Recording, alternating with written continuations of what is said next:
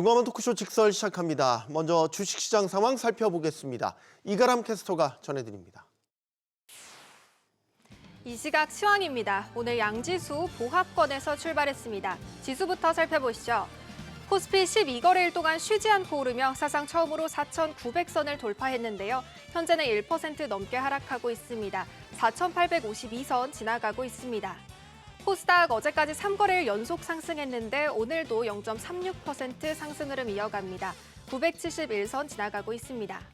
수급 상황 살펴보시죠. 어제 유가증권 시장에서는 외국인만 홀로 거센 매수세를 보였는데요. 3거래일 연속 순매수했습니다.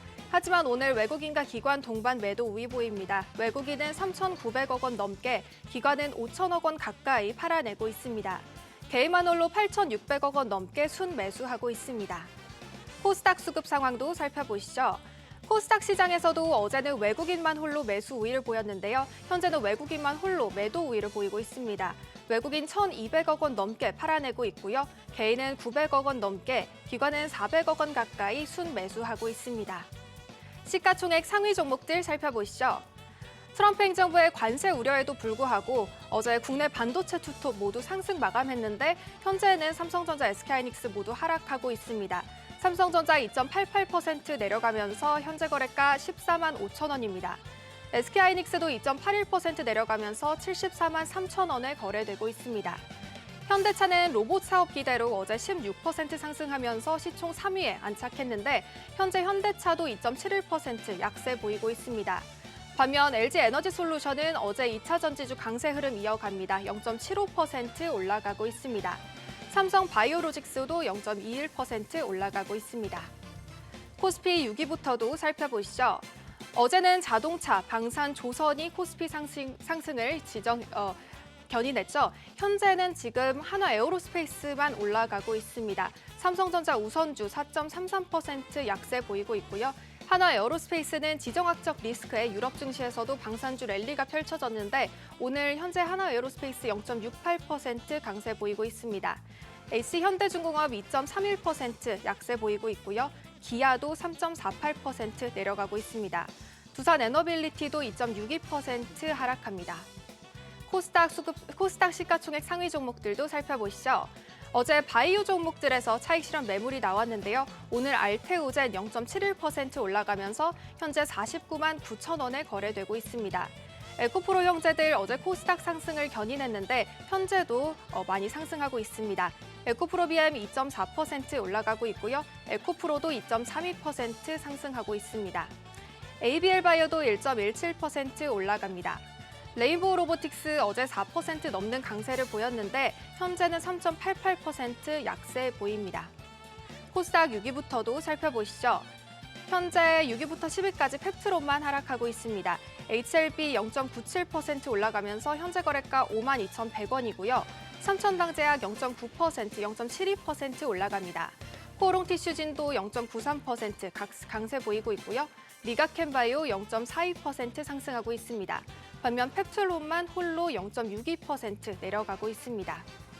오늘의 특징 종목 살펴보시죠. 휴머노이드 로봇 발전에 따른 수혜 기대감에 2차 전지 종목들 강세 보입니다. 정부가 주도하는 1조 원 규모의 ESS 입찰이 본격화했다는 소식도 주가 상승을 이끌고 있는데요. 배터리 3사가 사활을 걸고 수주전에 뛰어들면서 실적 개선 기대감이 큰 상황입니다. 현재 삼성 SDI 5.41% 올라가고 있고요. 에코프로비엠도 2.72% 강세 유지하고 있습니다. 다음 특징 종목으로 넘어가 보시죠. 우주항공주도 오늘 강세를 기록하고 있습니다. 미국의 항공우주국 나사가 50년 만에 첫 유인 달 탐사선을 발사하겠다고 예고하면서 주목받고 있는데요. 스페이스X 상장 예고에 우주 공급망 전반에 강력한 낙수 효과도 나타나고 있습니다. 특히 하나증권은 오늘 그린광학에 대해 양산 초입 단계에 진입한 방산 중심 성장이 기대된다고 전망했는데요. 이에 오늘 그린광학 지금 30% 가까운 상승세 연출하고 있고요. 컨택도 24.82% 올라가고 있습니다. 외환시장 살펴보시죠. 미국 증시가 휴장인 가운데 트럼프 대통령의 그린란드 관세 위협이 본격화하면서 달러 가치는 간밤 다소 하락했습니다. 그럼에도 불구하고 오늘 환율은 80전 오른 1,474원 50전에 개장했습니다. 오전 9시 36분 기준으로는 1,475원 10전에 거래됐습니다. 지수 다시 한번 살펴보시죠. 현재 코스피 0.94% 여전히 하락하고 있습니다. 4,858선 지나가고 있습니다. 코스닥 0.65% 상승합니다. 974선에서 움직임 보입니다. 지금까지 시장 상황 전해드렸습니다. 네, 시장의 다양한 이슈들을 풀어보는 시장 따라잡기로 이어갑니다. 인베스트 자산운용 주식운용본부 염정이사 나오셨습니다. 안녕하세요. 네, 안녕하세요. 어제까지 코스피가 12거래일 연속 상승, 네. 4,900선마저 돌파. 이제 5,000포인트에 100포인트를 채 남겨두지 않은 상황이 있고 네. 일단 오늘 장 초반에는 코스피가 하락세로 출발을 했습니다. 어떻게 보십니까? 네, 말씀하신 대로 이제 시장에서의 기대감도 코스피가 연일 상승을 함에 따라서 네. 얼마까지 또는 이 상승 추세가 얼마나 더 연속성을 띨지에 대한 부분이었는데요. 오늘 전반적으로는 코스피 시총 상위 종목들 중심의 하락폭이 좀 컸고 삼성전자, SK하이닉스의 하락폭이 지금 삼성전자 3%대 하락을 보이면서 사실상 어제장에서 시장은 삼성전자, 하이닉스가 조정을 받을 것이라고 예상을 했지만 어제는 플러스로 또 마감을 했습니다. 네. 그런 부분들이 오늘 좀 반영이 되고 있는 분위기가 아닌가라고 생각이 들고요. 좀 아쉽게도 오늘 장 초반에는 코스피가 올해 들어서 첫 하락 처음으로 오늘 하락 마감할 수 있을지에 대한 부분인데요. 반대로 코스닥은 또 괜찮습니다. 코스닥 4거래일 연속 상승하면서 지금 1년 내 최고치, 더 정확하게는 한 3년 내 최고치를 도달을 하면서 지금 970포인트대까지 올라섰습니다. 네. 그간 코스피와 코스닥의 동반 상승이 일어나지 못함에 따라서 코스닥의 소외 현상이 좀 나타났는데요. 오늘 코스닥은 시총 상위 종목들 중심으로 해서 대부분 종목 상승이 나타나고 실제로 이제 오늘은 기존의 주도 종목들이 좀 쉬고 좀 그간 소외됐었던 종목들이 상승을 하면서 오늘 흐름은 기존 최근 12월과 1월까지 이어졌던 분위기가 조금은 좀 뒤집히는 분위기가 아닌가 생각이 듭니다. 5,000포인트 진입을 눈앞에 두고 일단 지금 조정을 받고 네. 있다. 하지만 우리 증시 전반적으로 보면 뭐 우상향 기조가 꺾였다고 볼 수는 없는 거고 네. 5,000피를 향해서 어쨌든 가고 있다라는 흐름에는 공감을 하고 계시죠, 예. 이사님. 네. 어떻게 보세요? 지금 이제 반도체주가 끌고 왔던 장이었고 최근에 이제 반도체주 외에도 조성반사, 원전 같은 다른 섹터로의 순환매도 일어나고 있고 예. 동력들이 뭔가 좀 바뀌어가서 재충전을 하는 양상도 보이는 것 같아요. 네, 일단은 코스피만 보게 되면 말씀하신 대로 반도체가 우리 시장을 이끌고 갔고요. 네. 거기에 시총 상위 종목들 최근 한 22건의 종목들을 보게 되면은 그간 주도 섹터였었던 조선, 방산 그리고 최근에는 현대차의 시총이 급등함에 따라서 네. 시총 상위 종목 내 특히나 우리나라의 주도 업종들의 그 흐름이 워낙에 좀 긍정적으로 나왔고요. 이런 부분들이 삼성전자, 하이닉스가 다소 쉬어가더라도 다른 섹터에서 충분히 하방을 지지를 하면서 네. 지금 코스피 지수는 지속적인 우상향을 보이지 않을까라고 좀 생각을 합니다. 네. 이게 이제 실적 시즌도 네. 시작됐고 최근은 이제 대외 변수도 여러 가지가 제기되고 있죠. 뭐 이란 사태부터 해서 반도체 관세, 예. 이번 주에는 또 다보스 포럼. 네. 트럼프 대통령이 가서 또 어떤 얘기를 꺼내놓을지, 차기 연준 의장에 대한 선임도 임박했다 이런 소식도 들리고 네. 오히려 우리 안 이슈보다는 나라 밖 이슈가 좀 더 불안해 보이는 것 같아요. 네, 말씀하신 대로 사실 나라 밖 이슈, 미국의 이슈가 그간 미국 같은 경우에는 우리 시장이 12월에서 1월 가는 상승장에서 미국 지수는 그렇게 큰 폭의 상승을 하지 못했고요. 실제로 뭐 M7 종목들 중심으로는 큰 수익률을 거두지는 못하고 있는 상황입니다. 더군다나 오늘 같은 경우에도 미국이 어제 하루 쉬고 오늘 미국 선물 시장에서 지금 1%대 하락이 나오고 있습니다. 이런 영향이 우리 시장에 지금 코스피 쪽에 반영이 되고 있는 모습도 보여주고 있는데요. 지금 그린란드 사태가 아마 당분간 매크로 리스크로 작용하지 않을까라고 좀 생각이 들고요. 네. 그린란드 사태에 따라서 지금 유럽연합과 미국에 대치되는 상황, 그에 따른 또 다른 관세 리스크라든지 전반적인 위험 자산에 대한 회피 심리가 좀 강하게 나타나고 있는 부분이다. 오늘은 또 위험 자산이 좀 약하고요. 비트코인도 어제 간밤에 좀 많이 빠졌고 상대적으로 금과 은 가격, 특히나 은 가격이 지금 사상 최고치를 뚫고 올라가면서 오늘도 은 가격이 큰 상승폭을 보여준다라는 점이 단기간에 지금 시장에서 맞이하게 될 이 그린란드 스타트를 비롯해서 이런 지정학적 리스크라든지 그리고 이런 관세에 대한 재촉발이 시장을 좀 당분간 짓누를 수 있다라고 보고 있습니다. 알겠습니다. 이럴 때 개인 투자자들은 어떻게 해야 될까요? 이제 요즘에 워낙 포모 현상도 나타나기 때문에 너무 조급한 마음들이 예, 다들 좀 있으신 맞습니다. 것 같은데 네. 오늘 좀 쉬고 이러잖아요. 너무 급하게 예를 들어서 진입 시점을 막 하루라도 빨리 들어가야겠다. 이제라도 들어가야겠다. 이렇게 좀 네. 조급한 마음을 먹을 필요는 없는 거겠죠. 충분히 그런 장이었어요. 지금까지 12월 말부터 해서 1월까지 시장에서 투자자들을 불안하게 만들 수 있는 시장이었죠. 네. 지금 내가 들어가지 않으면 내가 또 소외될 수 있다라는 부분이었는데 지금 시점에서의 고민들은 분명히 지수가 높고 삼성전자 하이닉스가 단기간에 급등한 부분은 인정을 하겠지만 그럼에도 불구하고 조정이 나오면 다시 사겠다는 마음이 한켠에는 계속 자리 잡고 있습니다. 네. 최근 개인들의 매수세를 보게 되면은 물론 코스피 쪽에서 전기전자 쪽, 삼성전자, 하이닉스, 특히나 삼성전자에 대한 집중 매수세가 좀 보여지고요.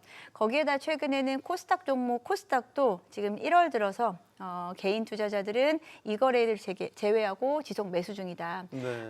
많이 이제 스마트해지셨잖아요.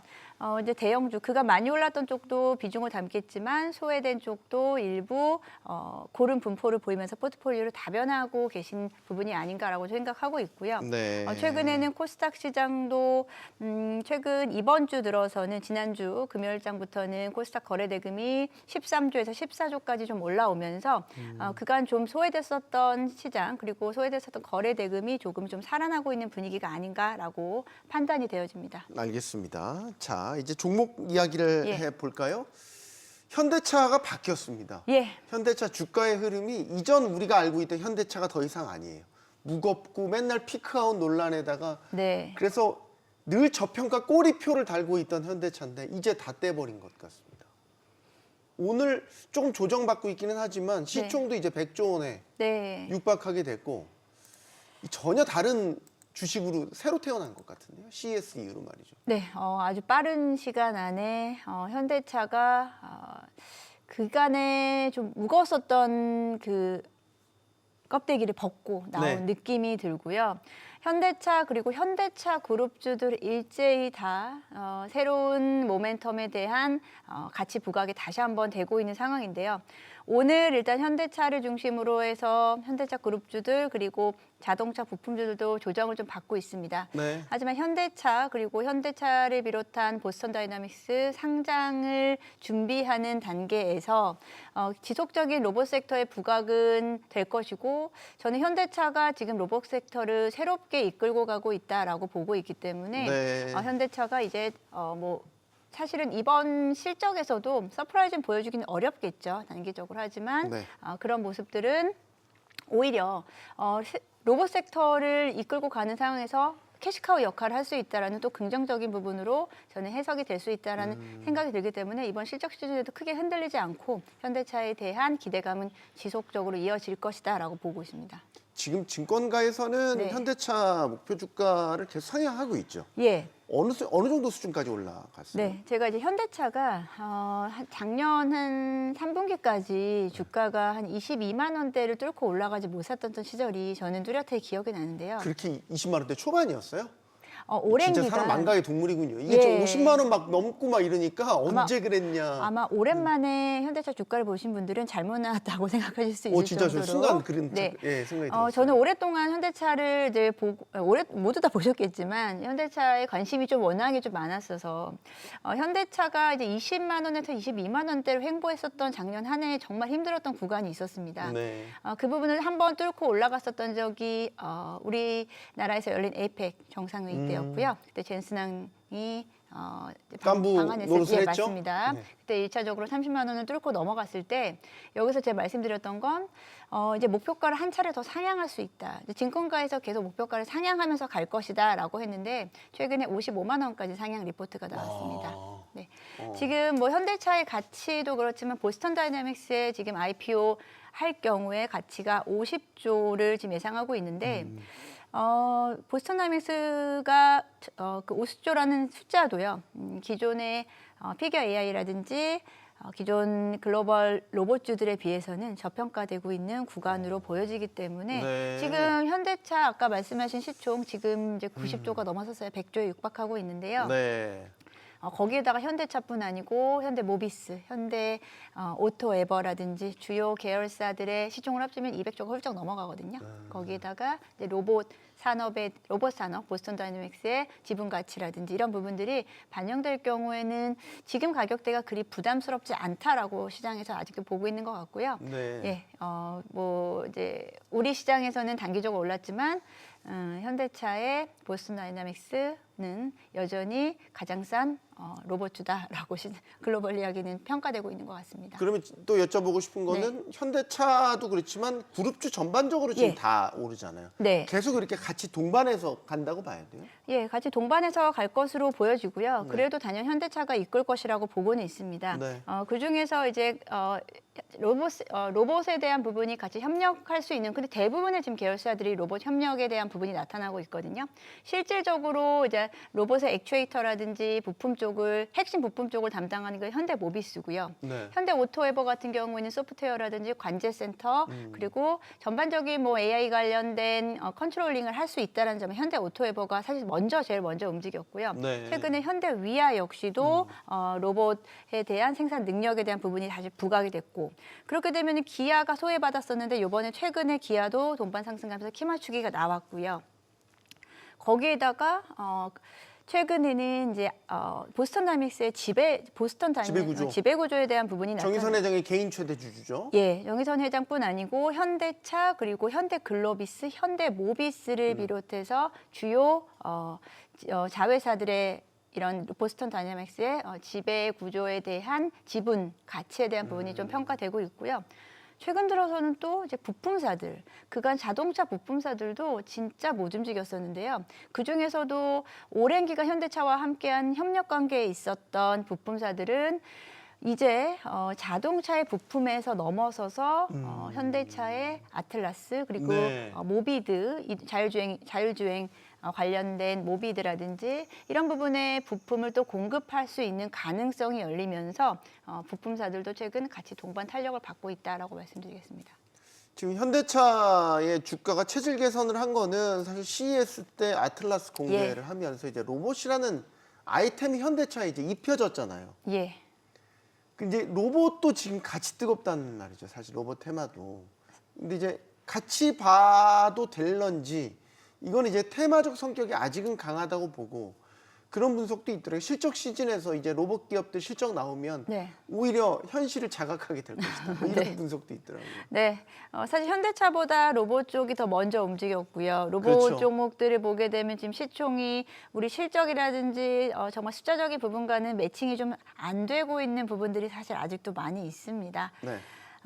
그럼에도 불구하고 로봇주들의 상승폭이 현대차보다 훨씬 또 크고 연간 상승률도 보게 되면은 저는 가장 섹터별로 봤을 때 가장 1년간 상승률이 가장 컸던 종목이 로봇이다라고 좀 보고 있거든요. 물론 워낙에 많은 종목들이 있어서 그 평균을 내긴 어렵지만 주요 종목들을 중심으로 했을 때는 기본적으로 2~3배 이상 로봇 종목들은 상승을 한 상태입니다.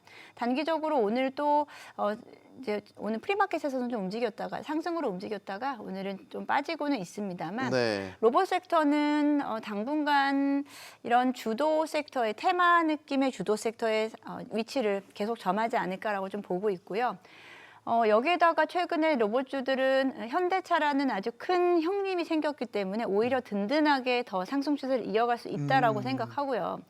거기에 더군다나 최근에 이제 뉴로메카라든지 이런 종목들을 보게 되면 삼성 자산운용 계열사 쪽에서 10% 지분 투자를 한다라든지 네. 지속적인 대기업과의 협업과 그에 따른 계약 이슈 등이 나타나면서 이제는 더 이상 이제 테마로 보기에는 시장이 점점 커져 버릴 수 있는 그리고 기대감이 가장 클 수밖에 없는 섹터다라고 보기 때문에 지금 많은 분들이 로봇 섹터 조정이 나오면은 매수해야겠다는 생각하실 거라고 생각합니다.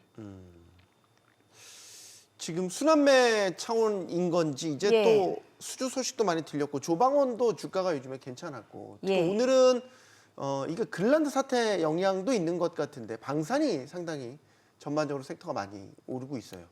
조방원은 지금 상황에서는 순환매 관점에서 보는 게 맞다고 보시는지 새로운 모멘텀을 맞이하는 시점이라고 보시는 건지 원전은 사실 네. 정책적으로도 예. 미국에서 전력 수요 부족에 따른 정책 수혜들이 계속 나오고 있고 예. 방사능 그린란드라는 지정학적 리스크가 이제 다시 부각되고 있고 조선은 최근에 또 대규모 수주 소식이 몇 번 나왔었어요. 네. 이러면서 다시 또 주목받고 있거든요. 세 가지 섹터의 공통점은 수주와 실적입니다. 그렇군요. 예. 그러니까 정색하면서 저에게. 예, 그렇기 때문에 다시금 주도주의 자리를 차지할 수밖에 없는 이유 중에 하나라고 생각하고요. 단기적으로 이제 반도체가 조정을 받더라도 이번 실적 시즌에서 가장 먼저 선두에 올 부분들이 이제 조선이라든지 이제 방산 섹터가 될 것이고요. 네. 앞으로의 추가적인 수주 부분 그리고 조선이 이제 방산과의 협력이 있죠. 거기에는 이제 군함 수주라든지 뭐 캐나다 잠수함 수주권이라든지 이런 부분들이 결부가 되면서 시장에서 지정학적 리스크가 조금 더 커질수록 조선과 방산 섹터는 더욱더 저는 견조하게 갈 것이다라고 보고요. 뭐 원전 같은 경우에는 종목이 그리 많지는 않죠. 대표적인 종목은 이제 두산 에너빌리티가 될 텐데요. 이제 원전 그리고 이제 전력 수급이라든지 이제 이런 에너지원에 대한 이런 그 글로벌한 이런 그 어떤 그 뭐라 그러죠? 원전에 대한 어떤 확장 수요는 기조가 있죠. 기조는 네. 지속될 거기 때문에 기존 조방원은 여전히 저는 주목해 볼 섹터로 생각하고 있습니다. 네. 지금 정치권에서는 3차 상법 개정 논의도 활발해지고 있어요. 이게 자사주소가 의무화를 골자로 하고 있습니다. 그러니까 이제 뭐 예를 들면 자사주 비중이 높은 지주, 증권 예. 이런 쪽으로 또 기대감, 매수세가 쏠리는 양상인 것 같은데 어떻게 보십니까? 네, 일단 시장이 워낙에 반도체 섹터 중심으로 갔고요. 네. 실적 중심 종목으로 갔기 때문에 최근 들어서는 좀 주목을 받지 못했습니다만 시장이 만약에 살짝 눌리거나 실적 시즌에 조금은 시장을 좀 냉정해 줄 수 있어요. 그런 시즌에 동반해서 3차 상법 개정안에 대한 부분이 좀 이슈가 될 경우에는 기존의 이제 금융주라든지 지주사들 그리고 이에 관련된 증권사들 중심으로는 한 차례 더 부각이 좀 될 수 있겠다라고 보고는 있는데요. 이에 대한 뭐 기존에 어떤 급등했었던 이런 분위기보다는 차분히 수급들이 좀 들어오면서 차분하게 좀 가지 않을까라고 저는 생각하고요. 그에 대한 부분은 시장의 분위기와 좀 연결이 되어 있기 때문에 네. 지금 시장 상황과 함께 좀 판단하셨으면 좋겠습니다. 자, 마지막은 미장으로 가름을 해보죠. 간밤에 휴장이었습니다. 예. 그리고 주말 사이에 꽤 큰 건들이 이제 뭐 그린란드 사태, 예. 관세 비롯해서 나왔죠. 지금 나스닥 선물이 1% 이상 빠지는 걸로 봐선 오늘 정규장에서 이걸 어떻게 반영할까 네. 조마조마합니다. 네, 일단 뭐 우리 시장도 지금 반영을 하고 있고요. 지금 뭐 아시아권 증시 지금 오픈을 한 상태에서 미국 니케이 지수도 지금 1%대, 0.8%대 하락을 좀 보이면서 미국 시장에 대한 리스크를 지금 먼저 아시아권에서 좀 받고 있지 않나라고 좀 보고 있고요. 네. 미국 증시 그간 좀 다소 답답했었습니다만 여기서 상방을 뚫고 올라갈 수 있을지 하방으로 내려갈지에 대한 좀 갈림길에 있었어요. 일단은 지금 유럽과 그리고 미국을 둘러싼 주변국들의 흐름이 그렇게까지 좀 우호적이지 못하다. 분위기는 좀 상당히 증시에 우호적이지 못하다라는 분위기가 이어질 경우에 이번 한 주는 다소 좀 침체되지 않을까라고 보고 있습니다. 알겠습니다. 시장 따라잡기 여기서 마무리하겠습니다. 인베스트 자산운용 주식운용본부 염정 이사였습니다. 고맙습니다. 예, 감사합니다.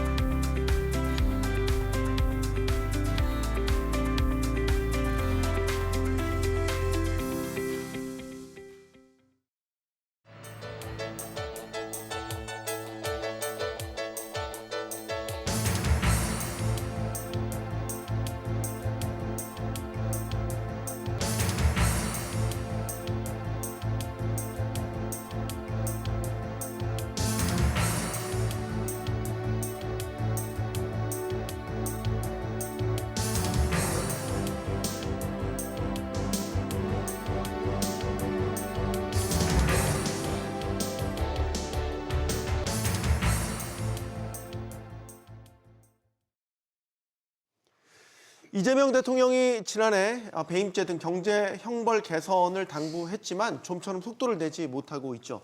이 대통령은 배임죄 남용으로 기업 활동이 위축된다고 지적했지만 법무부의 연구 용역 결과 발표가 늦어지면서 뒤로 밀리고 있습니다. 자, 이런 가운데 기업들이 부담스러워하는 3차 상법 개정안은 속도를 내고 있습니다. 자, 기업들은 잇따른 상법 개정으로 인한 경영 위축을 우려하면서 배임죄를 풀어달라 이렇게 요구하고 있는데요. 배임죄 폐지를 둘러싼 찬반이 팽팽한 가운데 균형점을 찾을 수 있을지 지금부터 이야기 나눠보겠습니다. 오늘 함께 해주실 세 분 모셨습니다. 서강대 경영학과 김용진 교수 나오셨고요. 또 강남대 법행정세무학부 유주선 교수, 또 박현용 변호사 나오셨습니다. 안녕하십니까? 네, 안녕하세요. 용감한 토크쇼 직설은 SBS BG 뉴스 앱과 유튜브에서 실시간으로 시청하실 수 있습니다.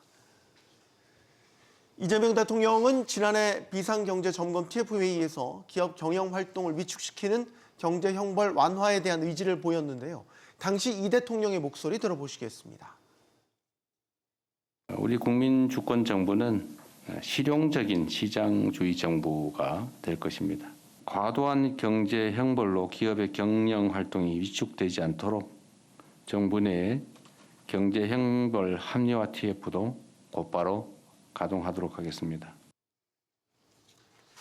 자, 배임죄에 대한 찬반 논란이 이제 가해지고 지금 이재명 대통령이 배임죄에 대한 처벌 수위 같은 걸 좀 완화할 필요가 있다라는 취지로 이야기를 한 것은 이제 우리나라에서 늘 논란이 되고 있는 배임죄가 너무 가혹한 형벌이다. 특히 이제 기업인들 사이에서 이런 이야기들이 많이 나오고 있죠. 그렇죠. 그리고 되는 잣대에 따라서 뭐 툭하면 배임죄 적용이 다 되니까 정상적인 경영 활동까지 하기 힘들다. 물론 반대하시는 입장도 다 분명히 있습니다. 그래서 일단은 첫 번째 질문을 뭐 어떻게 보면 너무 기본적인 질문인데 지금의 배임죄가 그렇게 광범위하게 적용돼서 기업들의 정상적인 경영 활동까지 옥죄는 그런 형벌인가 이 부분에 대한 질문을 먼저 드리고 싶습니다. 교수님. 네. 아무래도 이제 경영학과 교수님이시다 보니까 좀 가혹하다고 보실 것 같기는 한데. 맞습니다. 네. 그러니까 이게 이제 배임죄 정의가 타인의 사물을 맡은 자가 임무를 방기해서 피해를 입힌 거잖아요. 이 규정 자체가 너무나 넓은 거죠. 그래서 이제 우리 상법상 특별 배임죄 625의 배임죄도 있고 형사법상의 일반 배임죄와 업무상 배임죄도 있고 특정 경제가중처벌법의 배임죄도 있단 말이에요. 근데 그게 예컨대 형사상으로 들어가면 5년, 징역 5년에 1,500만 원, 징역 10년에 3천만 원이에요. 이게 거의 더군다나 이제 특정경제가중처벌법으로 가면 사형에 준하는 형벌이란 말이죠. 네. 아니 경영자가 의사결정을 해서 손해가 날 수도 있죠, 당연히. 판단을 해서 일을 했으면. 근데 그거를 이렇게까지 처벌을 해야 되나라고 하는 굉장히 과도한 우려들이, 그러니까 과도하다 형벌이 라는 우려들이 이제 굉장히 많은 거죠. 네. 변호사님은 네 어떻게 보세요? 지금 뭐 사건도 많이 맡으실 것 같은데 배임죄와 관련해서. 네, 배임죄 관련된 사건들도 하고 있고 또 뭐 이제 삼성 같은 경우도 여러 번 이제 공동 소송 대리인으로 참여해서 네. 하고 있습니다. 이 광범위하다라는 그 판단에 대해서 의문을 좀 가질 수밖에 없습니다. 대륙법계에 적용을 받는 우리나라의 경우에는 그 입법된 형법 조문을 적용하는 법체계입니다. 죄형 법정주의라는 원칙에 따라서 엄격하게 해석하고 엄격하게 적용을 합니다. 특정 사안이 형법 조문에 적용되는지 여부가 오랫동안 연구되어 왔습니다. 그 기간 동안에 쌓여온 연구나 판례는 존중받아야 한다고 생각합니다. 그러나 이제 배임죄가 만능이라는 의미는 아닙니다. 그러나 배임죄에 대한 비판, 저는 비난에 가깝다고 생각을 하는데 네. 그 이유가 기업인들에 대한 적용만 폐지해달라는 겁니다. 그 요구가 과도하다는 것입니다. 제가 봤을 때는 그 근거도 빈약하다. 사실상 근거가 없다라고 보는데 법무부가 최근 배임죄 관련 1심 선고 판결 3,300건을 분석한 결과 네. 약 42%가 기업 임직원의 개인 비리, 법인카드 사적 사용과 재산 유용입니다. 그리고 이제 재벌 총수 및 경영진의 배임 비중은 극소수다라고 발표를 했습니다. 그런데 이제 재벌 총수 및 경영진은 원래 이분들이 극소수만 계십니다. 극소수만 계시는데 그러나 이분들이 미치는 영향력은 비교가 되지 않을 만큼 크다는 거죠. 그만큼 책임도 져야 한다. 지금 여기서 나오는 그 배임죄 개인 유형들이 아주 많은 절대 다수에 있는 유형들은 이미 기업과 관련돼 있다라는 것이 법무부 발표에서도 이미 나온다는 겁니다. 이 배임죄가 추상적이고 또 모호해서 소송이 남발된다라는 말씀도 많이 하시는데 뭐 예컨대 일본보다 배임죄 기소 건수가 30배 많다라는 말씀도 하십니다. 그러나 나라별 기업 문화가 다르다는 것도 고려를 해야 된다고 봅니다. 사주가 기업 돈을 쌈짓돈처럼 쓰는 이 잘못된 기업 문화가 여전하고 또 정경유착, 총수의 제왕적 독단적 경영, 부당 거래, 분식회계, 불법 비자금 조성 이런 것들이 시장 질서를 근간을 위협하는 이제 명백한 반시장 행위이고 이러한 행위를 처벌하는 것이야말로 시장 질서를 살리는 정책적 선택이라고 봅니다. 그런 네. 최전방에 배임죄가 있다라는 말씀입니다. 그러니까 이제 박 변호사님 그 부분은 과거에 이제 우리가 경제 형벌이 많아진 이유가 국가가 직접 개입을 하기 때문이에요. 근데 중요한 것은 이미 우리 굉장히 큰 진전을 제도적 차원에서 이루었다. 상법 개정안이 들어가면서 1차, 2차 개정안이 들어가면서 이사의 주주 충실 의무가 들어왔고 독립이사제가 도입이 됐고 집중투표제가 도입이 됐고 그리고 감사위원 분리선출제가 도입이 됐어요. 그래서 대주주나 CEO와 독립적 이사회를 구성할 수 있는 제도적 기반이 이미 마련이 됐다. 그러면 지금 말씀하신 그런 독단적이고 불법적 행위들은 이사회 내에서 컨트롤이 가능해야 하는 겁니다. 그러니까 지금까지는 이사회가 무력화돼 있고 형해화돼 있어서 어떠한 의사결정도 우리가 흔히 대주주라고 하는 뭐 오너라고 하는 잘못된 표현은 저는 더 이상 안 썼으면 좋겠는데 어쨌거나 대주주라고 하는 이 사람들이 일으키는 전횡을 방어할 또는 견제할 도구가 없었던 것이죠. 근데 그런 도구들이 마련이 됐기 때문에 지금 현재 우리가 갖고 있는 배임죄, 즉 정부가 또는 국가가 직접 기업의 행위에 개입을 해서 형사처벌하던 이걸 패러다임을 좀 바꿔보자. 이런 차원의 논의라고 보시는 게 더 좋고 물론 그 전에 판례를 무시한다는 게 아닙니다. 그리고 기본적으로 우리 국민들 정서에 기업하는 사람들 나쁜 사람이야 이런 생각을 하고 있는 것 또한 인정을 해요. 하지만 기업은 그렇게 운영되는 게 아니고 앞으로 우리가 이 대한민국이 선진화되려면 기업을 규율하는 행위 자체가 선진화돼야 되고 이게 좀 더 시스템적으로 되어야 한다. 제도적으로 되어야 한다라는 차원에서 이 배임죄 폐지 문제는 논의가 되어야 한다고 봅니다. 윤 교수님 의견까지 듣고 다음 질문으로 넘어갈까요? 두 분 말씀을 잘 들었는데요. 네. 일단 배임죄는 형법상에서는 존재할 수 있을 것 같습니다. 대륙법 체계는 다 이제 배임죄를 인정하고 있기 때문에 형법상 배임죄는 우리나라도 뭐 인정하는 것은 크게 문제가 될 것 같지 않습니다. 그렇지만 김 교수님 말씀하셨다시피 이 배임죄에 대해서 우리나라는 다양한 이 법률에 규정하고 있는 것을 볼 수가 있는데 형법상 배임죄 외에도 형법상 업무상 배임죄를 또 규정하고 있습니다. 상법상 특별 배임죄를 또 명시적으로 규정을 하고 있고 특정경제 범죄 가중처벌법 제3조에 가중에서 또 처벌하고 있는 것을 볼 수가 있습니다. 프랑스라든가 독일의 대륙법 체계는 이 배임죄를 인정하고 있지만 이 영국이나 미국 같은 나라는 이 배임죄를 인정하고 있지 명시적으로 규정하고 있지 않거든요.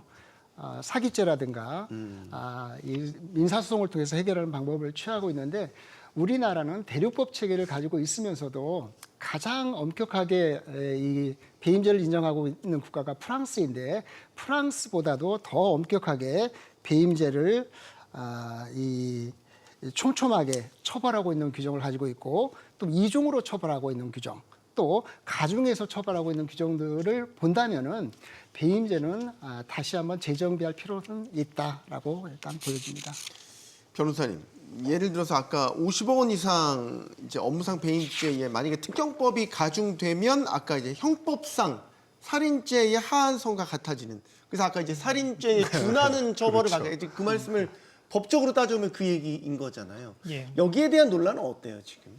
그러니까 이제 우리 교수님께서도 교수님께 말씀하신 것처럼 이제 배임죄를 규율하고 있는 법률이 이제 형법, 상법 그리고 이제 특정 경제 가중처벌법 이렇게 있습니다. 네. 근데 이제 상법상 특별 배임은 사실상 사문화되었고요. 여기는 이제 적용이 되지 않고 있습니다. 네. 상법의 특별 배임은 이제 문제가 되지 않고, 그럼 형법에 이제 배임죄가 있는데 왜 이제 우리가 흔히 말해서 특경 가법이라고 표현을 합니다.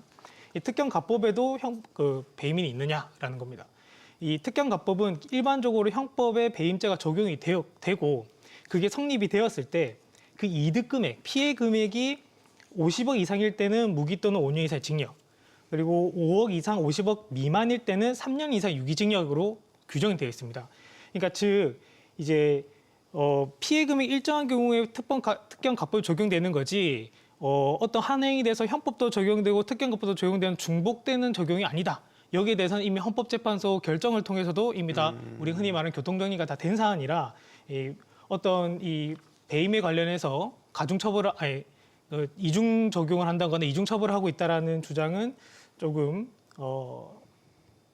좀 다시 한번 재고를 해보셨으면 하고요. 네. 그리고 이 특경가법이 입법에 대한 경위를 살펴봐야 됩니다. 네. 이득액이 50억 이상의 사건은 일반적인 배임죄라고도 이제 보기가 어렵습니다.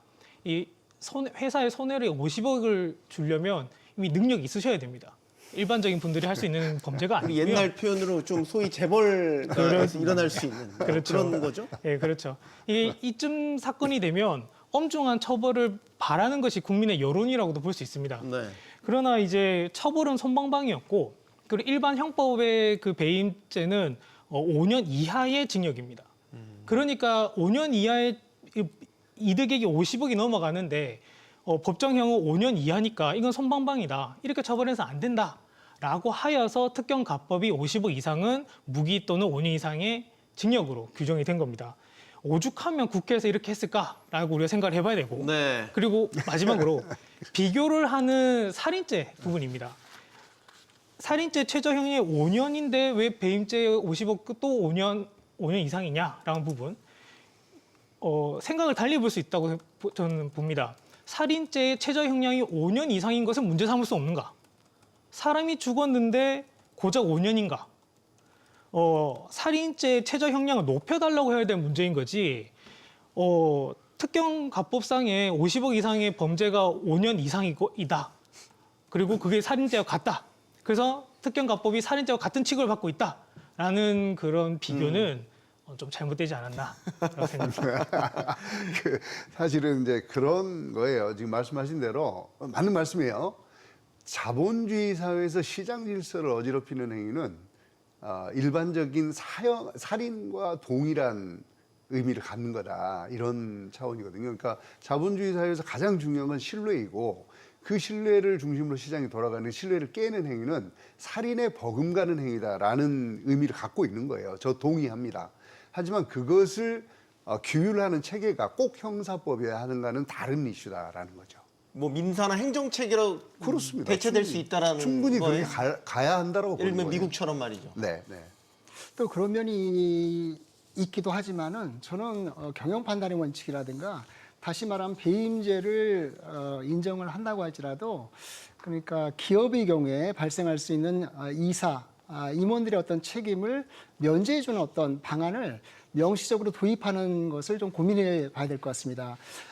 물론 이 경영 판단의 원칙이라고 하는 것이 영미법에서 온, 판례법에서 온 하나의 원리, 하나의 완화 방식이라고 볼 수가 있는데, 독일 같은 나라는 주식법에 명시적으로 규정을 두고 있거든요. 네. 다시 말한다면 배임죄에 대한 어떤 기업에서의 느껴지는 우려감, 어떤 그 위험, 이런 것들을 해소하기 위해서는 명시적으로 실정법에 경영을 판단한 경우에는 임원들의 어떤 책임을 면제해주는 규정이 있는 것이 네. 서로 그 균형을 맞추는 형태가 아닌가 하는 생각이 듭니다. 사실은 그게 이제 배임죄의 이슈가 아니고요. 최근에 상법 개정안에 들어온 이사의 주주 충실 의무와 관련된 이슈입니다. 그게.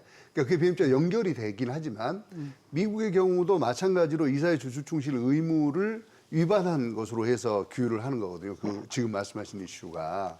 독일도 마찬가지고요. 그러니까 배임죄가 없다고 해서 그게 없어지는 게 아니다.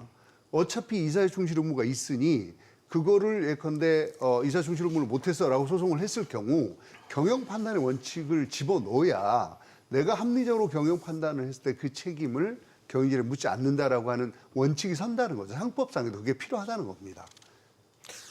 배임죄에 대한 처벌이나 잣대가 이제 폭넓고 해서 정상적인 경영 활동까지 좀 위축시키는 면이 있다. 그래서 배임죄를 폐지해야 된다라는 이제 뭐 근거로도 작용이 되는데 아까 말씀하신 대로 두 차례의 상법 개정을 통해서 주주권익 강화 그리고 이사회를 통한 견제 장치들이 만들어졌기 때문에 배임죄의 필요성이 더 줄었다 이제 이런 취지로 말씀 맞습니다. 주셨잖아요. 네. 둘 다 있으면 안 되는 겁니까? 예를 들어서 이거는 사전에 필터링 체계인 거고 배임죄라는 거는 사전 필터링으로 안 돼 있고 나중에 일이 터지고 나서 사후 체계, 사후 처벌 맞습니다. 규정인 거잖아요. 맞습니다. 사후 처벌. 그러니까 그것 때문에 꼭 배임죄를 왜 그럼 없애야 되냐라는 거죠. 다 갖고 있으면 되는 거잖아요. 그래서 경영 판단의 원칙이 들어온 건데요. 배임죄가 본질적으로 사후 책임이란 말이죠. 네. 근데 경영을 하다 보면 경영 항상 리스크에 노출이 돼요. 내가 의사결정을 했는데 의사결정이 잘못될 가능성은 언제든지 있는 겁니다. 시장이 변하고 기술이 변하기 때문에. 그렇다면 내가 지금 현재에서 가장 좋은 정보를 갖고 최고의 정보를 갖고 의사결정을 했는데 잘못될 가능성이 있잖아요. 근데 그 잘못됐다고 해서 그걸 배임으로 소송을 하면 누가 경영을 하냐는 거죠. 이 이슈가 지금 거기에 잠재돼 있는 거죠. 하지만 그것도 너무 일방적인 사례 아닌가 싶은데요. 나쁘게 악용될 수 있는 사례들도 있잖아요. 예를 들어서 온화한 표현을 별로 안 좋아하신다니까. 대주주가 예를 들어서 부당한 계열사 지원을 한다라든지. 그렇습니다. 최근에 예를 들어 인수합병 과정에서 뭐 부당한 합병 비율이 산정됐다라든지. 그렇습니다. 뭐 이런 것들에 대한 판단은 사실 해야 되는 거잖아요. 만약에 이게 문제가 되면 그렇죠. 재판에서 당연히. 판단을 해야 되는 거죠. 아니죠. 재판이 판단하는 게 아니고요. 그거는 이사회 책임으로 가는 거예요. 이사회가 판단을 해라는 거예요. 지금까지 이사회 판단을 못했다는 겁니다. 그래서 이사회 기능을 독립성을 높여주고 전문성을 높여주는 구조를 상법을 만든 겁니다. 지금까지는 대주주가 전행을 했어요. 네. 그 전행을 견제하는 장치가 없었습니다. 그런데 지금 이사회를 독립성을 강화하고 전문성을 강화함으로써 그걸 해라라는 거예요. 아예 집중투표제를 해서 소수주도 이사를 선임할 수 있고 감사위원은 분리 선출을 했단 말이죠. 이 구조를 만들어 놓고도 지금 사후 책임을 묻기 위한 배임죄를 가져가는 것은 네. 정합성이 없다. 법률적 그러니까 우리가 법률적 정합성이 없다. 그렇죠. 그렇게 보는 거예요. 김 교수님 말씀에 좀 동의를 하는데요. 지금 그 회사법, 상법 개정을 1차와 2차에 걸쳐서 그러니까 1차에 있어서는 이사의 주주에 대한 충실 의무를 도입을 했거든요. 그다음에 집중 투표 의무화를 이제 상법에 도입을 했고 감사위원 분리 선임도 확대를 했죠.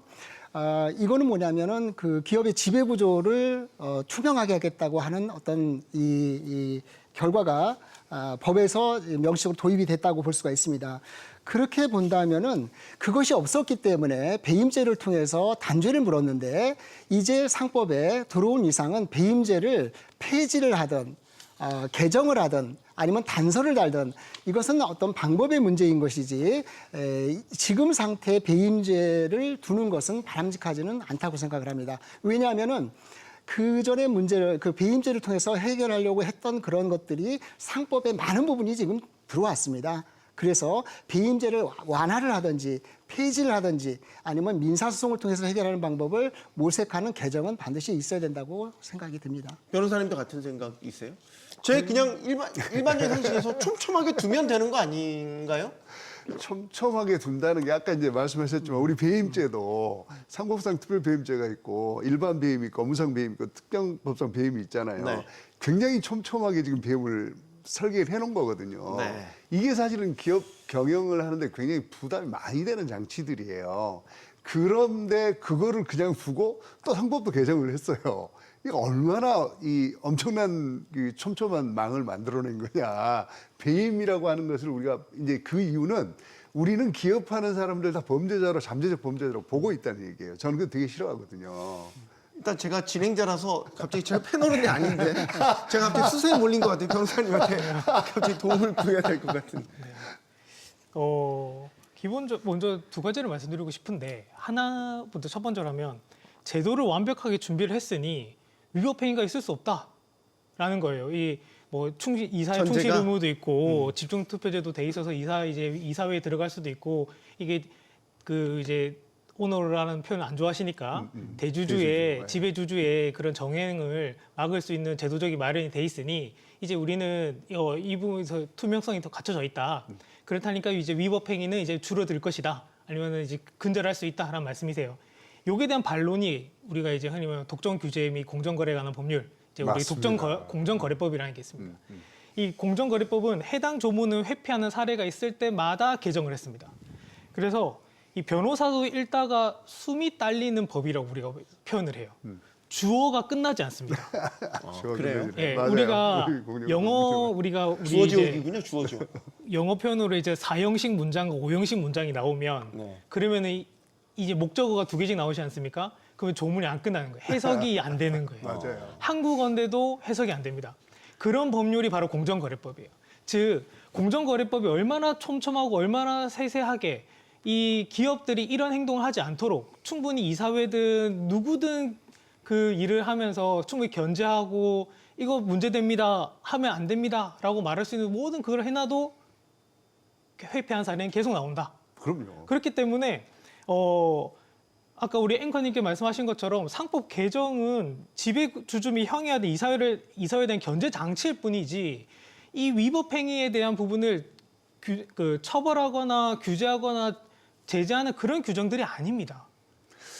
그리고 두 번째로 말씀드리고 싶은 건 이 배임죄가 지금 범주하고 있는 그 내용이 이제 우리 법무부 발표에 나온 것처럼 이 부동산 이중매매, 뭐 금융회사의 친인척 무담보 대출 또는 교회 입주자 대표회의, 뭐 기타 단체에 관련된 이익 관련된 문제들 이런 것들을 일반 관련된 사안들도 모두 포괄을 하고 있습니다. 네. 그러니까 일반 국민 생활에 전반에 밀접해 있는 범죄라는 것이 판결문 그 분석만으로도 이미 증명이 됩니다. 그렇다면 이 배임죄가 폐지만이 폐지라는 극단적 방법만이 답이냐? 이 조정을 할 수 있는 방법은 없느냐라는 생각을 해봐야 될 부분인 것 같아요. 지금 배임죄를 폐지하자라는 분들의 주장은 이 배임죄가 포괄하고 있는 여러 사건들라는 그 현실을 외면하고 이 배임죄 중에 절대 다수 거의 과반수를 차지하고 있는 이 기업 임원들의 그런 개인 비리 이런 사건들을 하고 있는 또 현실도 부정하면서 기업들의 그 경영 활동이 위축되기 때문에 그것만 쏙 빼서 폐지를 하자라는 밖에 이해가 되지 않습니다. 아까 교수님께서 법률 정합성을 말씀하셨는데 네. 교수님께서 말씀하시는 이 요구사항은 법으로 할 수가 없는 게 차라리 배임죄가 적용되지 않는 하나의 특권을 만들어달라는 말밖에 되지 않는다는 겁니다. 네, 그 부분은 제가 충분히 이해를 합니다. 지금 말씀하신 이 기업 영역 이외에도 굉장히 다양한 영역들이 있고 거기에 굉장히 다양한 불법 행위들이 일어나고 있다는 부분 충분히 인정을 해요. 근데 기업 영역으로만 일단 문제는 기업 영역으로 들어오면 가장 핵심적인 이 논지는 형사처벌에서 민사적 책임으로의 패러다임 전환이다. 즉 우리가 기업 지금 논의하고 있는 건 기업의 주가를 올리고 기업의 책임성을 투명하게 하고 하는 측면이기 때문에 과거의 형사처벌을 중심으로 했던 것들을 이제는 민사적 책임으로 옮겨가자. 그런 차원에서 보면 이 배임죄를 폐지하는 차원에서 예를 들면 집단소송제를 조금 더 활성화를 한다든지 그리고 디스커버리제, 한국판 디스커버리제를 좀 더 강화한다든지 왜냐하면 우리 증권 집단소송제가 도입이 됐지만 안 되는 이유가 그거 입증을 소송 당사자가 해야 되는 거거든요. 불가능합니다. 이런 굉장히 다양한 조건들이 있어서 그것들을 좀 더 완화하고 좀 더 이 소수주주나 또는 약자들이 피해를 회복할 수 있는 구조로 만들어내자라고 하는 게 이제 1번이고요. 두 번째는 말씀하신 대로 배임죄가 예컨대 사익 편취에 해당되는 부분들 되게 많죠. 이런 부분들은 별도로 민사소송을 해라. 이런 얘기입니다. 그러니까 우리는 지금 뭐를 하고 있냐면 저 사람이 나쁜 짓을 했어. 그러니까 형사적으로 먼저 처리를 한 다음에 그거를 바탕으로 민사를 간단 말이에요. 지금 제가 여러 사람한테 물어보니까 다 그렇게 답을 해요. 아니 형사가 먼저 확정이 돼야 민사를 가서 저기를 보상을 받을 수 있지 않습니까? 이렇게 얘기를 하거든요.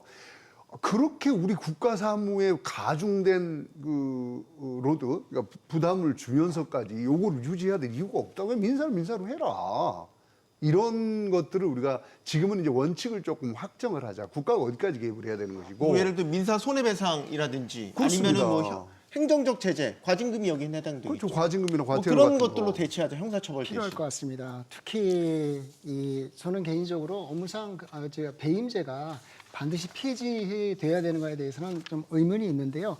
배임죄 나름대로의 어떤 그 효과가 있을 것으로 보입니다. 다만 기업인의 경우에는 기업을 운영함에 있어서 여러 가지 경영 전략들이 발생할 수가 있습니다.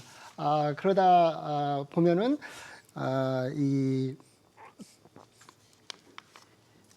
예. 그런데 이제 이런 부분인데요. 경영 전략을 하다가 보면은 이제 배임죄로 기소를 하게 됩니다.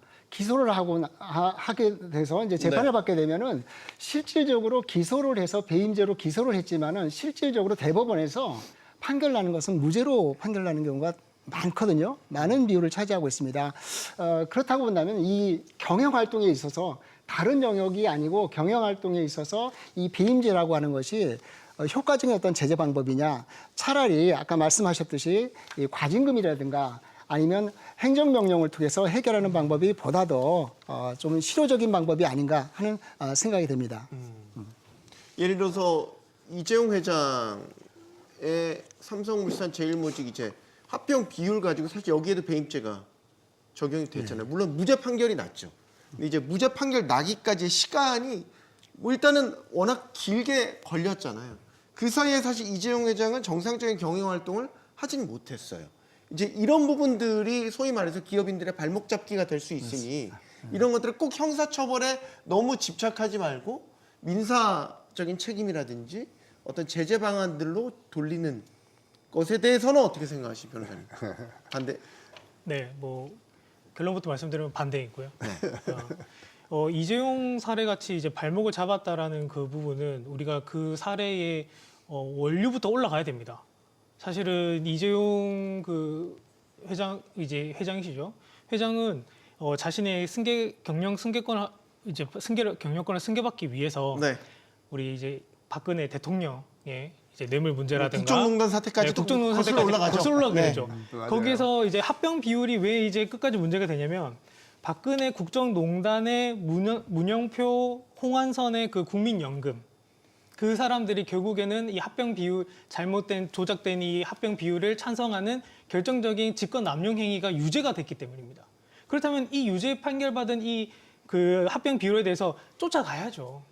끝까지 가야 되는 겁니다. 그 사람들은 그러면 유죄 판결 받고 다 감옥 갔다 오셨는데, 근데 이재용은 이제 그러면은 이건 재판 받지 않고 과징금 받고 돈으로 해결한다? 그 이재용한테 그게 돈이 중요하겠습니까? 그렇지 않다는 거죠. 그리고 이 상법 개정을 통해서 뭐 이렇게 아까 뭐 이제 스크린하는 규정가 있다고 하지만 배임죄는 그 행동에 대한 처벌입니다. 네.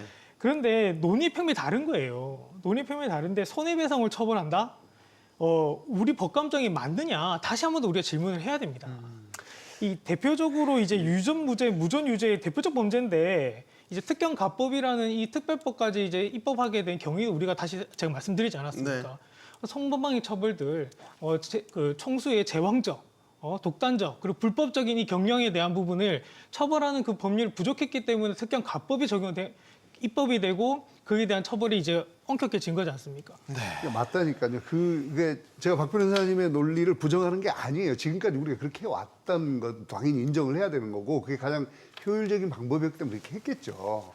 하지만 말씀드리는데 예를 들어서 아까 말씀 이재용의 그 승계 문제 관련돼서 제일제당과 삼성물산과 제일모직의 합병 이슈를 놓고 봤을 때 합병 비율 최근에 한화도 있고 LG도 있고 많잖아요. 그런 사례가. 자, 이게 이사회가 제 기능을 했더라면 저 결정이 나올 수 있었을까? 저는 불가능하다고 봐요. 이사가 독립적으로 이 합병 비율, 예컨대 합병을 당하는 회사에서 이건 안 돼. 우리 못 해. 이렇게 했으면 당연히 그렇게 해야죠. 합병 당하는 회사가. 합병 비율이 원래 1대 1.2인데 1대 0.3이 되면 이 합병 당하는 회사는 당연히 반대를 해야 되는 거예요. 이사회가.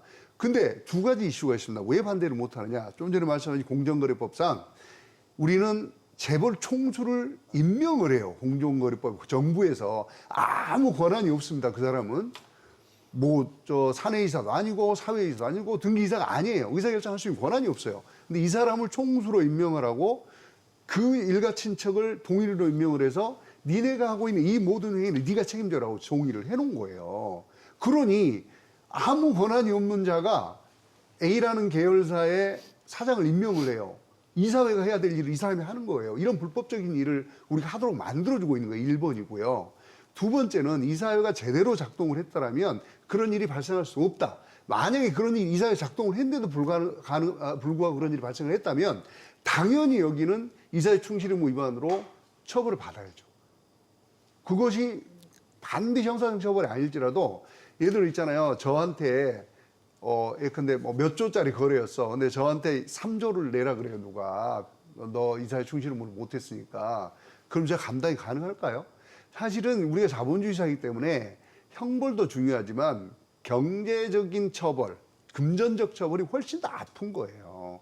그거를 유전무죄, 무전유죄의 카테고리로 갖고 들어가면 그다음부터 논의가 안 돼요. 이건 우리는 자본주의 사회에 살고 있다라고 하는 부분을 인정을 해야 되고 네. 그렇기 때문에 기업 활동에서는 경제적, 금전적 처벌이 인적 처벌보다 훨씬 강한 의미를 갖고 있다라고 보는 게 맞습니다.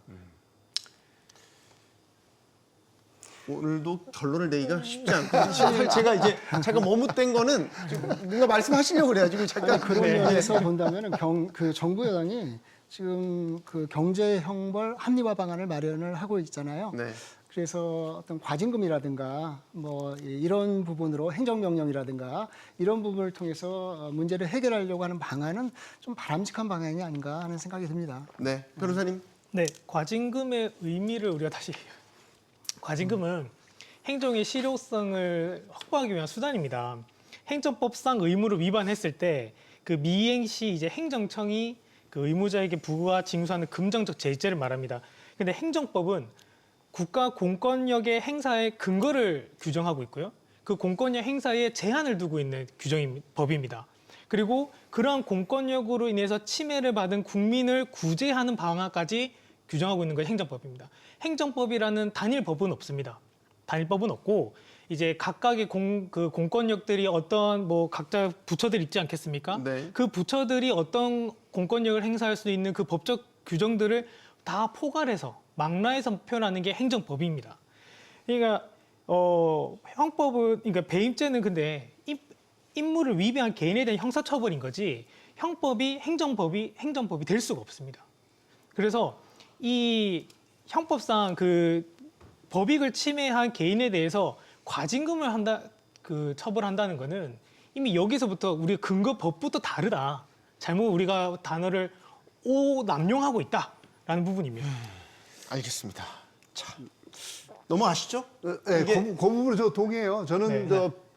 이 배임죄에 과징금 가져가는 건 옳지 않다고 봐요. 그거는 개인의 이슈를 기업의 이슈로 치환을 하거나 또는 잘못된 그 국가 개입이 들어올 수 있기 때문에 그거는 반대하는 입장입니다. 반드시 그게 그렇지는 않은 것 같습니다. 왜냐하면은 글로벌 스탠다드를 보면은 그 반드시 그렇게 배임죄를 가지고 처벌하지는 않는 걸로 알고 있거든요. 그래서 조금 합리적이고 기업 경영의 어떤 탄력성, 모험적인 투자 이런 부분을 위해서는 좀 방법을 좀 달리 좀 생각을 해야 될 거다라는 생각이 듭니다. 네네. 저 마지막으로 한마디만. 네, 짧게만 또 다른 질문 얘기해야 되는데. 정말 짧게 네. 하고 싶습니다. 이제 영미법에서는 배임죄를 처벌하지 않는다라고 하세요. 하지만 배임죄라는 죄목으로 처벌하지 않을 뿐이지 우리가 표현하는 신임 위배, 너가 갖고 있는 지위에 맞는 임무를 하지 않는 거에 대해서는 다른 죄명으로 어떻게든 처벌을 하고 있습니다. 대부분 다 사기죄로 처벌해요. 사기죄. 그러면 우리도 법률을 사기죄로 바꿔도 됩니다. 저는 그렇습니다. 그러면 이게 배임죄 폐지가 아닙니다. 결국 그렇지 않습니까? 배임죄 폐지가 아니고 그러면 이제 뭐 미국 법처럼 하고 싶다? 그러면은 어쨌거나 배임의 이름으로 아니라 이 임무 위배에 대한 처벌을 하는 것이 그게 사기가 됐든 횡령이 됐든 처벌을 하고 근데 미국처럼 경영 판단 원칙도 적용하고 싶다. 근데 여기는 이미 우리나라도 판례상 적용이 되고 있다. 우리 맞아요. 변호사들도 그 회사 측을 우리가 변호하게 되면 경영 판단 원칙에 대한 우리도 당연히 다 자료 받고 네. 변론 작용을 씁니다. 그렇기 때문에 여기 부분도 결국은 다르지 않아요. 영미법이 다르지 않다. 근데 여기서 민사적으로 패러다임 바꾼다? 이거는 글로벌 스탠다드가 될 수가 없습니다. 미국, 영국도 하지 않고 어느 나라도 대륙법계도 하지 않는 그거를 우리나라만 굳이 그 민사적 패러다임을 바꿔서 이 형법상 임무 위배한 사람에게 돈으로 경제적으로 이걸 하겠다라는 부분이 이게 정말 체계가 맞느냐. 그 부분은 박 변호사님 요 정확하게 정리를 하고 가야 되는데 예를 들어서 범죄를 저지르잖아요. 범죄 행위가 있잖아요. 배임은 범죄 행위라고 보기 어렵다는 거예요. 그러니까 내가 이게 사후적 처벌이기 때문에 예를 들어서 내가 A라는 일을 하려고 계획을 했어요. 근데 그게 결과적으로 잘 안 됐거나 혹은 계획을 했으나 뭔가 실패를 했을 수 있단 말이에요. 기업하는 사람 입장에서. 근데 그거를 왜 처벌을 하냐 이거예요. 배임은 경영상 실패를 처벌하는 것이 아니라 임무 위배, 신입 위배에 대해 처벌을 하는 겁니다. 그게 경영상 임무 위배라고 보는 그렇죠. 거예요. 저는 그러면 거는 표현을 거지. 이제는 배임이라 하지 않겠습니다. 배임이라 하지 않고 그 미국 법대로 사기라고 표현하겠습니다. 그러면 네. 그러면은 똑같이 적용되지 않겠습니까? 의도적으로 고의가 명확해야 고의성 여부 판단에 있어서 이제 그동안은 너무 이제 폭넓게 적용이 돼서 그렇습니다. 그게 이제 기업들의 경영 활동을 옥죄다라고 그렇죠. 보시는 너무 거고. 폭넓게 적용이 근데 서두 돼요. 이제 변호사님은 그런 것들이 이제 판례별로 다 잘 정리가 돼 있다라고 말씀을 주신 부분도 있어요. 배임죄는 고의범만 처벌하지 과실범을 처벌하지 않습니다. 내가 실수로 손해를 입혔네라고 해서 처벌되는 배임죄는 없습니다. 박 변호사님, 그래서요 배임죄로 검사가 기소를 해도 거의 90%가 무죄가 나오는 이유가 그것 때문이에요. 그 고의를 입증하는 것 자체가 너무 어려울 뿐더러 사실은 이게 시간도 오래 걸리고 경영활동 옥죄다라고 하는 게 너무 당연한 의미인 거예요. 그게. 교수님 여기서 방송 보시는 분들 계시니까 네. 검사가 기소한 배임죄에서 90%가 무죄가 나오지 않습니다. 그래요? 90%가 몇 유죄가 나오고요. 아, 그래요? 기사상으로 6% 무죄가 나오는 거 가지고 아니 배임죄는 거의 기소가 그- 잘못됐거나 남용됐다고 할 수는 없는 그 겁니다. 부분은 뭐냐면 정확하게 얘기하면 우리가 대부분 검사가 기소할 때 횡령 배임으로 기소를 해요. 배임은 떨어져 나고 횡령이 거의 90%가 유죄가 나오는 걸로 저는 알고 있거든요. 그거를 한번 나중에 점검을 요거는 해보시죠. 네. 점검 한번 지금 해보시죠. 배임 무죄율 네 지금 그래서 6% 6.7%. 네 무죄율이 6.7%라는 얘기입니다. 다 무죄는 아니지만 이제 전체 형사 범죄와 비교했었을 때 이제 무죄율은 뭐 비교를 해보자면 조금 높은 편인 것이고 저 통계는 저희가 차후에 다시 한번 또 네, 확인을 한번 확인을 해보는 해보죠. 시간이 있을 거라고 생각을 하고 뭐 말씀 다 마무리 못 하셨겠지만 다음 네 저희가 이슈가 있어서 오늘 배임죄 논의는 이 정도에서 가름을 하고 아마 이제 이게 정치권에서 다시 또 이제 논의가 활발하게 되면 저희가 다시 한번 이 주제를 가지고 이야기할 때가 있을 겁니다. 자, 여당이 더불어민주당이 자사주 소각 의무화를 골자로 하는 3차 상법 개정안 처리에 속도를 내겠다고 했습니다. 자, 그러자 재계가 반발했습니다. 일단 여당의 목소리 들어보고 토론 이어가겠습니다. 근본에 상법 개정을 통해서 자사주의 성격을 명확히 규정하고 자사주 마법을 우리 자본시장에서 퇴출하도록 하겠습니다. 자사주 소각을 무조건 해야 된다라는 게 이제 3차 상법 개정의 골자인 거고 여기에 대해서 우리 현재 기업들은 꽤 부담을 느끼는 것 같아요. 부담 느끼죠. 그리고 기존에 가지고 있었던 자사주도 특별한 사유가 없으면 일단 소각을 네. 해야 되는 거고 이 부분에 맞습니다. 대한 일단 논쟁이 좀 있는 것 같습니다. 교수님이 먼저 들을까요? 이게 득보다 실이 클 거냐 모르겠어요. 아직까지 결론이 안 났어요. 저는 사실은 득보다 실보다 득이 크다라고 보는 득이 크다라고 입장이지만 법제화하는 것은 반대하는 입장입니다. 그럼 3차 상법 개정의 취지에 반대하시는 거네요? 지금? 아니요, 취지는 동의하나 법 개정으로 가지를 말자. 근데 지금 개정하자는 건데요? 그러니까 그건 하지 말자는. 개정에 입장. 반대하시는 거예요? 왜냐하면 근데 개정 안 하면 그게 또 어떻게 적용하나요? 그거는요 거래소에서 기업들의 공시 구조를 만들 때도 그렇게 하면 되거든요. 자, 자사주를 매입하면 무슨 목적으로 매입을 했는지를 공시를 하고 네. 언제 처분할지 공시를 하고 네. 그게 안 됐을 때 어떤 일을 할 것인지를 공시를 명확하게 하면 돼요. 그 공시를 위반하면 처벌을 하는 겁니다. 그러니까 요거는 너무나 당연히 있는 법적 그 절차예요. 그래서 사실은 지금까지 이제 우리나라의 자사주가 그러니까 자사주를 매입한다는 건 전체 주주 구조가 있고 그 중에서 회사가 돈을 회사 내산- 돈으로 사는 주식이죠. 그 회사에서 네. 사는 주식인데 이 주식도 역시 전체 주주 구조가 같아야 되는 거거든요. 네. 근데 이게 지배주주의 경영권을 강화하기 위해서 오용된 겁니다. 남용된 거고요. 네. 그다음에 이거를 또 팔아서 돈을 모아요. 그리고 회사가 써요. 그거는 지배주주가 다시 경영권을 강화하는 구조로 쓰이는 거거든요. 이게 굉장히 잘못된 관행입니다. 그래서 얼마 전에 자사주 소각한다 그러니까 교환사채 막 발행하고 이러잖아요. 네, 그랬죠. 이거 아주 나쁜 짓이란 말이에요. 그러니까 뭐 그렇게 쓸 수는 있겠죠. 단기적으로 뭔가 목적이 있어서 우리 자사주를 매입해서 쓰겠다. 아니면 매입해서 우리가 잘하는 직원한테 뭐 저기를 스탁 옵션을 주든지 뭐 주는 방법 이런 것들이 있을 수 있겠죠. 단기적으로 쓸 수는 있겠으나 그거를 장기적으로 가져가면서 지배주의 경영권을 강화하는 방식으로 지금까지 써왔기 때문에 법으로 가자라는 얘기가 나온 거거든요. 네, 맞아요. 저 취지는 100% 동의합니다. 하지만 이거는 법으로 가야 될 문제가 아니고 다양한 공시제도를 통해서 자율적으로 고치도록 하고 어차피 미국도 그렇게 하고 있는 거니까요. 그렇게 해서 시장에서 반응할 수 있도록 그거를 안 하는 못 지키는 기업이라면 주가가 떨어져야죠. 이렇게 시장이 스스로 작동을 할 수 있는 구조를 만들어주는 게 훨씬 더 효율적이다. 모든 걸 법으로 하지 말자 이런 의미입니다. 법으로 일단 도입이 되면 이제 강제잖아요. 강제죠. 일정 의무화죠. 기간 내에 이제 예, 예. 무조건 팔아야 되는 거니까. 근데 이 부분은 코스피 5천하고 좀 연결해서 좀 봐야 될 것 같습니다. 네. 정부 여당이 지금 하고 있는 것이 1차 상법 개정, 이사의 주주에 대한 충실 의무 명시와 그다음에 2차 상법 개정, 그리고 코스피가 지금 4,800을 넘어서 네, 다는 넘었죠. 얘기가 지금 나오고 있습니다. 네. 5천을 지금 눈앞에 보고 목도하고 있는데 만약에 자사주를 의무적으로 소각을 하는 이것을 법에 들어오게 된다면은 여당이 생각하고 있는 어떤 이 목표는 거의 뭐 도달하지 않는가 하는 생각이 들고 그런 면에서 본다면은 저는 뭐 득실을 떠나서 자사주 의무화 소각은 아마 상법에 들어오지 않을까 하는 생각이 듭니다.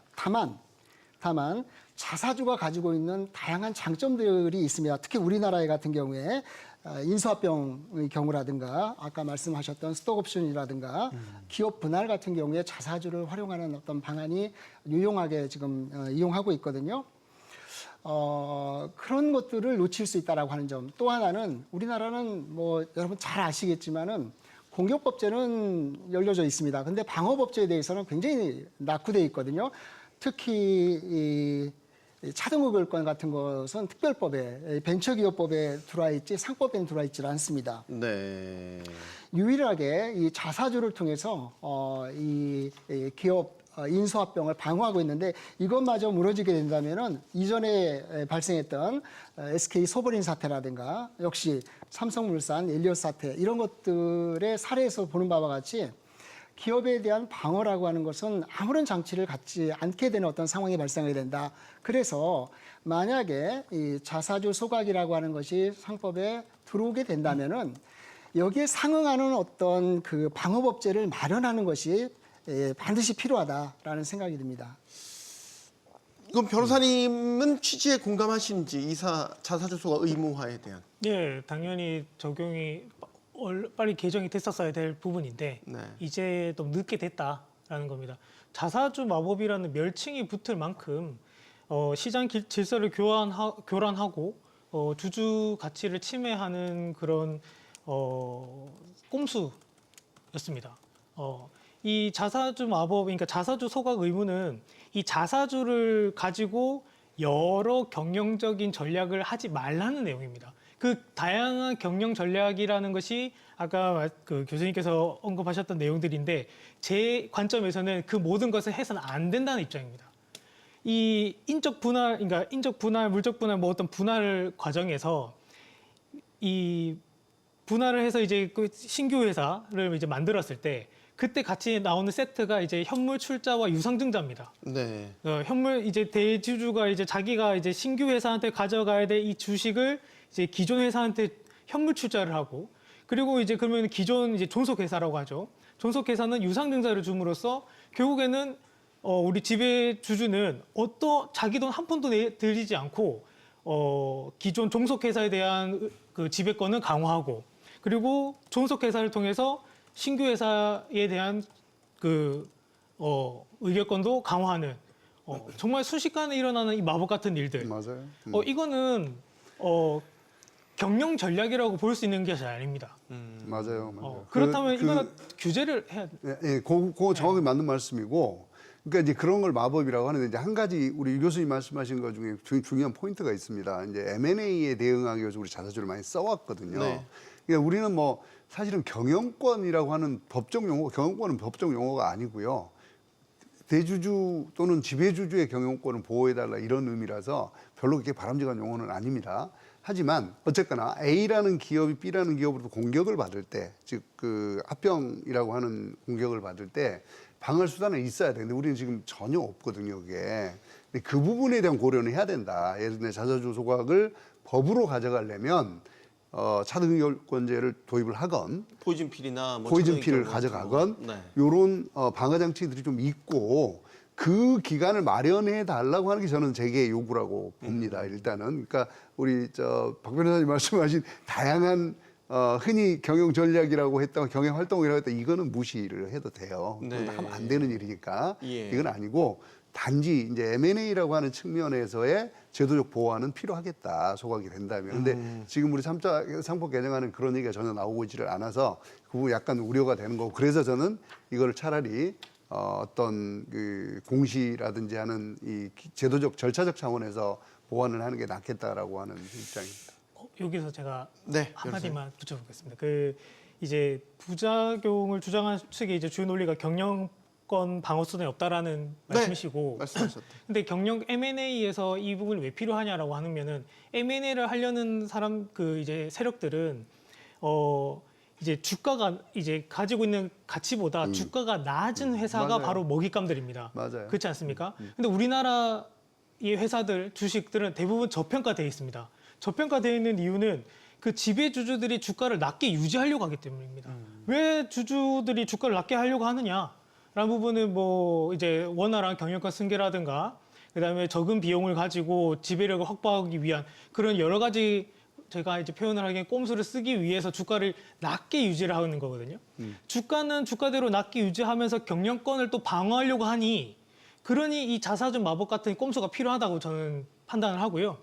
주가를 높이면 됩니다. 우리가 같이 이제 경제권 그 경제 수준으로 보고 있는 대마 수준으로까지 주주 환원율이라든가 주가만 높이더라도 지금 그 많은 분들이 경영권 방어에 필요하다 뭐 얘기했던 소버린 사태라든가 엘리엇 부분들 그 사람들 그 세력들을 방어할 수 있는 그 이미 그 토대가 마련된다는 겁니다. 그러니까 이제 그런 제도적 장치가 우리가 상법 개정안 1, 2차를 통해서 이미 어느 정도까지 완비됐다라고 보는 거예요. 그러니까 말씀하신 대로 대주주가 전횡을 행사할 수 있도록 하는 구조가 안 만들어지면, 즉 우리 독립이사제를 도입을 했잖아요. 일본이 2014년에 독립이사제를 도입을 하고 2015년에 스튜어십 코드를 도입을 합니다. 그러면서 네. 주가가 확 올라가잖아요. 그러니까 독립이사들에게 주어진 임무가 있어요. 우리는 이사들한테 임무를 별로 안 줘요. 정관에 나온 거 말고. 근데 일본은 독립이사를 도입하면서 1번 회사의 그 코드 오브 컨덕트 가치를 어떻게 할 것인지를 정의를 해라.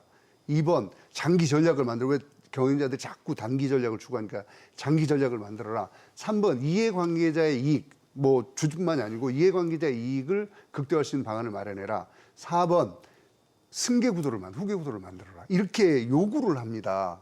그러니까 이사회가 독립적으로 후계 구도도 만들고, 그러니까 우리는 누구의 아들, 창업자의 아들이기 때문에 또는 창업자의 딸이기 때문에 당연히 경영을 해야 된다? 이런 게 어디 있어요? 이거 말도 안 되는 얘기거든요. 네. 그런 것들 하지 말아라는 거예요. 이사회를 강화한다는 의미는 이사회의 독립성과 전문성을 강화한다는 얘기는 그것까지 포괄을 하는 겁니다. 지금 우리는 그 논의까지 나가고 있지도 못해요. 그러니까 회사의 가장 중요한 의사결정기구이자 거버넌스의 핵심인 이사회를 어떻게 쓸 것인지에 대한 논의를 하지 않고 있다는 얘기예요. 네. 요거를 좀 더 잘해야 우리 기업 구조가 좀 더 선진화되고 우리가 여러 가지 얘기했던 그런 문제점들이 해결될 수 있을 거다. 그렇게 가는 방향으로 가고 있다라고 보는 거예요. 그래서 그런 의미에서 자사주 소각까지는 굳이 필요 없다라고 네. 보는 겁니다.